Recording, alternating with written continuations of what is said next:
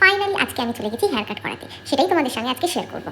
কিন্তু আমার না চুল কাটা একদম পছন্দ না, জানো তো, কিন্তু কিছু করার নেই, চুল এত হেয়ার ফল হচ্ছিল যে আমাকে শেষমেশ চুলটা কাটতেই হলো। কিন্তু আমি না বলেছিলাম একটুখানি কাটবে, খুব একটা বেশি না। দেখো কতটা কেটে দিয়েছে যে কিছু বলার নেই।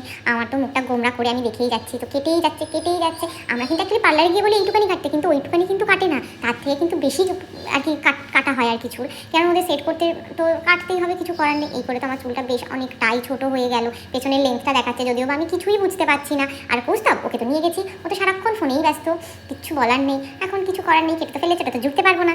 হ্যাঁ, হেয়ার কাটটা নো ডাউট ভালো হয়েছে, মানে আমার ভালো লেগেছে, লুকটাও একটু চেঞ্জ হয়েছে, কিন্তু কিছু করার নেই, ছোটো হয়ে গেল চুলটা।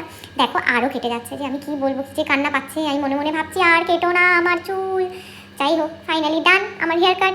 তোমরা কীরকম হেয়ার কাট পছন্দ করো, বা চুল ছোটো না বড় পছন্দ করো, সেটাও অতি অবশ্যই আমাকে জানাবে। আর আমার হেয়ার কাটটা তোমাদের কেমন লেগেছে সেটাও কিন্তু আমাকে অতি অবশ্যই জানাবে।